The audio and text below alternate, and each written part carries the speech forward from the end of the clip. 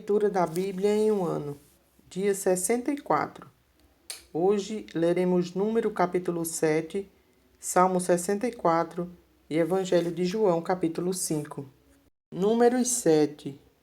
No dia em que Moisés acabou de levantar o tabernáculo e o ungiu e o consagrou e todos os seus utensílios, bem como o altar e todos os seus pertences, os príncipes de Israel, os cabeças da casa de seus pais, os que foram príncipes das tribos, que haviam presidido o censo, ofereceram e trouxeram a sua oferta perante o Senhor: 6 carros cobertos e 12 bois. Cada 2 príncipes ofereceram um carro, e cada um deles um boi, e os apresentaram diante do tabernáculo. Disse o Senhor a Moisés: recebe-os deles e serão destinados ao serviço da tenda da congregação, e os darás aos levitas, e cada um segundo o seu serviço. Moisés recebeu os carros e os bois e os deu aos levitas. 2 carros e 4 bois deu aos filhos de Gerson, segundo o seu serviço. 4 carros e 8 bois deu aos filhos de Merari, segundo o seu serviço, sob a direção de Itamar, filho de Arão, o sacerdote. Mas aos filhos de Coate nada deu, porquanto a seu cargo estava o santuário que deveriam levar aos ombros. Ofereceram os príncipes para a consagração do altar no dia em que foi ungido. Sim, apresentaram a sua oferta perante o altar. Disse o Senhor a Moisés: cada príncipe apresentará no seu dia a sua oferta para a consagração do altar.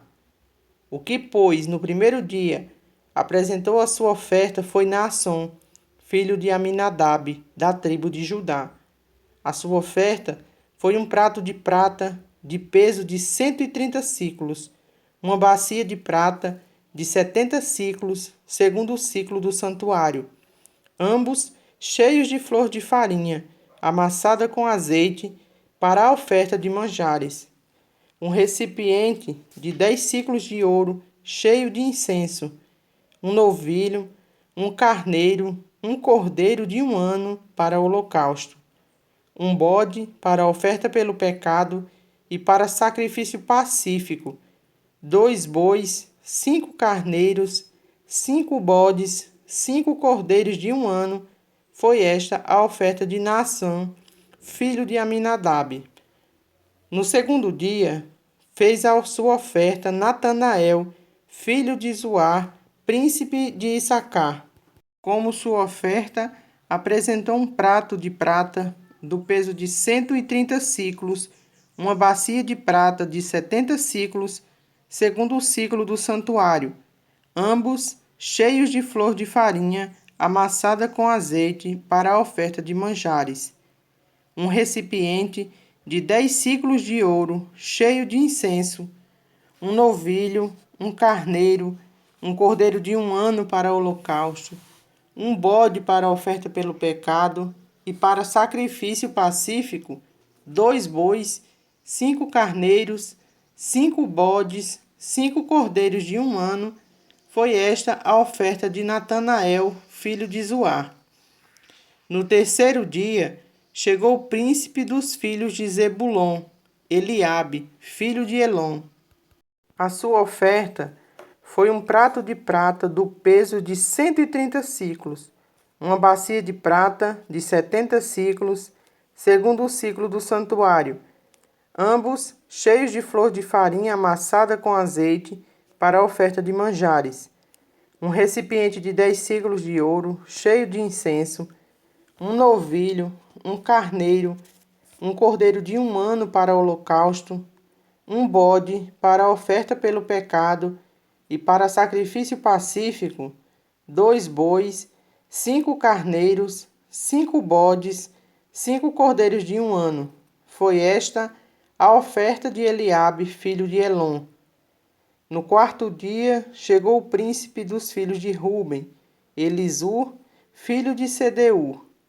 A sua oferta foi um prato de prata, do peso de 130 siclos, uma bacia de prata de 70 siclos, segundo o ciclo do santuário, ambos cheios de flor de farinha amassada com azeite para a oferta de manjares, um recipiente de 10 siclos de ouro cheios de incenso, um novilho, um carneiro, um cordeiro de 1 ano para o holocausto, um bode para a oferta pelo pecado e para sacrifício pacífico, 2 bois, 5 carneiros, 5 bodes, 5 cordeiros de 1 ano. Foi esta a oferta de Elisur, filho de Sedeur. No 5º dia, chegou o príncipe dos filhos de Simeão, Selumiel, filho de Zurizadai.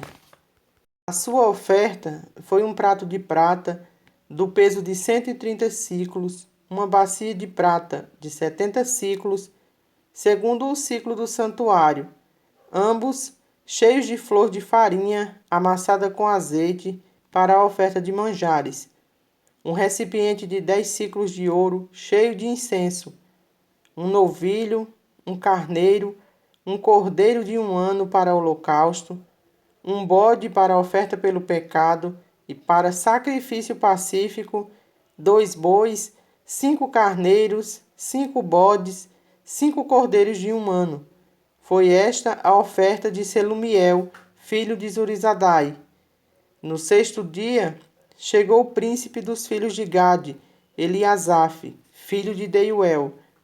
A sua oferta foi um prato de prata do peso de 130 siclos, uma bacia de prata de 70 siclos, segundo o ciclo do santuário, ambos cheios de flor de farinha, amassada com azeite para a oferta de manjares, um recipiente de 10 siclos de ouro, cheio de incenso, um novilho, um carneiro, um cordeiro de 1 ano para o holocausto, um bode para a oferta pelo pecado e para sacrifício pacífico, 2 bois, 5 carneiros, 5 bodes, 5 cordeiros de 1 ano. Foi esta a oferta de Eliasaf, filho de Deuel. No 7º dia, chegou o príncipe dos filhos de Efraim, Elisama, filho de Amiúde. A sua oferta foi um prato de prata de peso de 130 siclos, uma bacia de prata de 70 siclos, segundo o ciclo do santuário, ambos cheios de flor de farinha amassada com azeite para a oferta de manjares, um recipiente de 10 siclos de ouro cheio de incenso, um novilho, um carneiro, um cordeiro de 1 ano para o holocausto, um bode para a oferta pelo pecado e para sacrifício pacífico, 2 bois, 5 carneiros, 5 bodes, 5 cordeiros de 1 ano. Foi essa a oferta de Elisama, filho de Amiúde. No 8º dia, chegou o príncipe dos filhos de Manassés, Gamaliel, filho de Pedazur. A sua oferta foi um prato de prata do peso de 130 siclos, uma bacia de prata de 70 siclos, segundo o ciclo do santuário, ambos cheios de flor de farinha amassada com azeite para a oferta de manjares, um recipiente de 10 siclos de ouro cheio de incenso, um novilho, um carneiro, um cordeiro de 1 ano para o holocausto, um bode para a oferta pelo pecado e para sacrifício pacífico, 2 bois, 5 carneiros, 5 bodes, 5 cordeiros de 1 ano. Foi esta a oferta de Gamaliel, filho de Pedazur. No dia 9º, chegou o príncipe dos filhos de Benjamim, Abidã, filho de Gideone.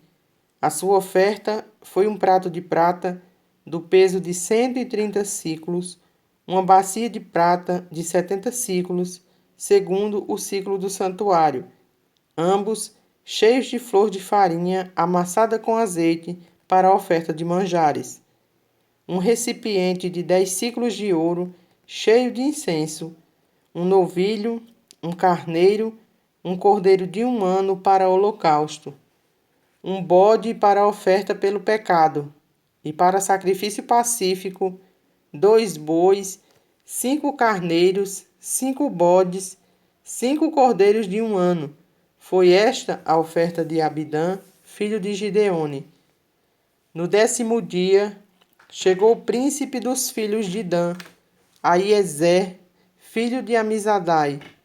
A sua oferta foi um prato de prata do peso de 130 siclos, uma bacia de prata de 70 siclos, segundo o ciclo do santuário, ambos cheios de flor de farinha, amassada com azeite, para a oferta de manjares. Um recipiente de 10 siclos de ouro, cheio de incenso. Um novilho, um carneiro, um cordeiro de 1 ano para o holocausto, um bode para a oferta pelo pecado, e para sacrifício pacífico, 2 bois, 5 carneiros, 5 bodes, 5 cordeiros de 1 ano. Foi esta a oferta de Aiezer, filho de Amizadai. No dia 10º, chegou o príncipe dos filhos de Azer, Pagiel, filho de Ocrã. A sua oferta foi um prato de prata do peso de 130 siclos, uma bacia de prata de 70 siclos, segundo o ciclo do santuário, ambos cheios de flor de farinha amassada com azeite, para a oferta de manjares. Um recipiente de 10 siclos de ouro cheio de incenso, um novilho, um carneiro, um cordeiro de 1 ano para o holocausto, um bode para a oferta pelo pecado e para sacrifício pacífico, 2 bois, 5 carneiros, 5 bodes, 5 cordeiros de 1 ano. Foi esta a oferta de Pagiel, filho de Ocrã. No 12º dia, chegou o príncipe dos filhos de Naphtali, Aira, filho de Enã. A sua oferta foi um prato de prata do peso de 130 siclos, uma bacia de prata de 70 siclos, segundo o ciclo do santuário, ambos cheios de flor de farinha amassada com azeite para a oferta de manjares. Um recipiente de 10 siclos de ouro cheio de incenso, um novilho, um carneiro, um cordeiro de 1 ano para o holocausto, um bode para a oferta pelo pecado e para sacrifício pacífico, 2 bois, 5 carneiros, 5 bodes, 5 cordeiros de 1 ano. Foi esta a oferta de Aira, filho de Enã. Esta é a dádiva feita pelos príncipes de Israel para a consagração do altar, no dia em que foi ungido: 12 pratos de prata, 12 bacias de prata, 12 recipientes de ouro, cada prato de prata de 130 siclos e cada bacia de 70. Toda a prata dos utensílios foi de 2.400 siclos, segundo o ciclo do santuário. 12 recipientes de ouro, cheios de incenso, cada um de 10 siclos, segundo o ciclo do santuário. Todo o ouro dos recipientes foi de 120 siclos.